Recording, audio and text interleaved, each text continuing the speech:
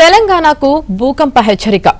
రామగుండంలో భూకంపం వచ్చే అవకాశముందని నిపుణులు హెచ్చరిస్తున్నారు. భూకంప తీవ్రత గట్టిగానే ఉంటుందని చెబుతున్నారు.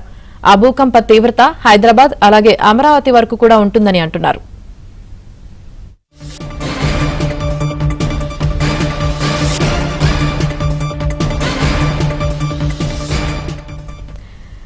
తెలంగాణకు భూకంప హెచ్చరిక.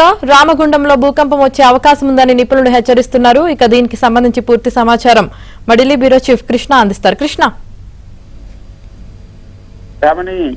Epic earthquake research and analysis అనే సంస్థ తమ పరిశోధనల ఆధారంగా రామగుండం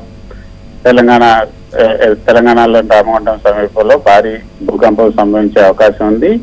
ఆ ప్రకంపనలో హైదరాబాద్, వరంగల్, అమరావతి వరకు కూడా చేరే అవకాశం ఉన్నట్లుగా అందులో పేర్కొంది. అయితే ఈ సంస్థ యొక్క భూకంప సూచనలు ఎవరు కూడా ధృవీకరించడం లేదు. అటు ప్రభుత్వ వర్గాలు కానీ లేకపోతే కొన్ని శాస్త్రీయ సంస్థలు కానీ ఎవరు కూడా ధృవీకరించడం లేదు.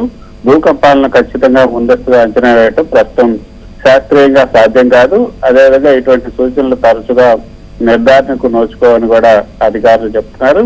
తెలంగాణ అదేవిధంగా ఆంధ్రప్రదేశ్ రాష్ట్రాలు సెస్మిక్ జోన్ 2, 3లో ఉన్నాయి. తక్కువ నుండి మోస్తరు భూకంప ప్రమాదాన్ని మాత్రం సూచిస్తాయి.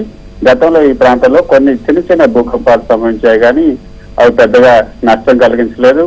కానీ ప్రస్తుతం అందుబాటులో ఉన్నటువంటి అధికారిక సమాచారం ప్రకారం రామగుండం లేదా పరిసర ప్రాంతాల్లో ముఖ్యమైనటువంటి భూకంపం సంభవించే అవకాశం ఉంది అన్నది epic earthquake research and analysis అనే సంస్థ చెప్తున్నటువంటి మాట.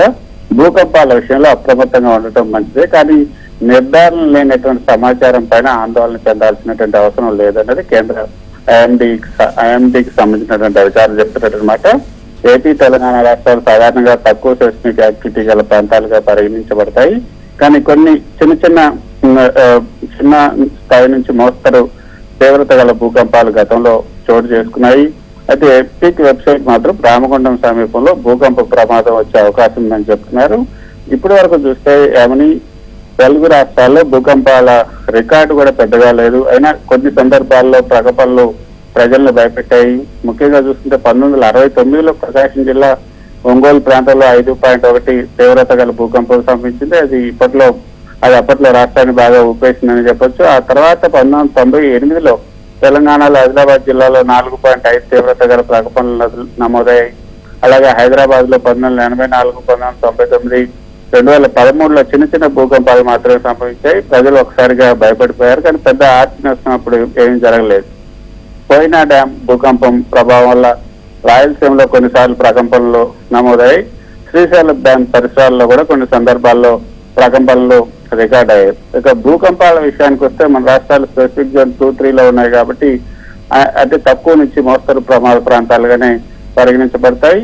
అయితే భూకంపాలు రాకను ఖచ్చితంగా అంచనా వేయటం ఇప్పటికీ శాస్త్రీయంగా సాధ్యం కాదు కాబట్టి భద్రతా చర్యలు అయితే తీసుకోవటం మంచిది.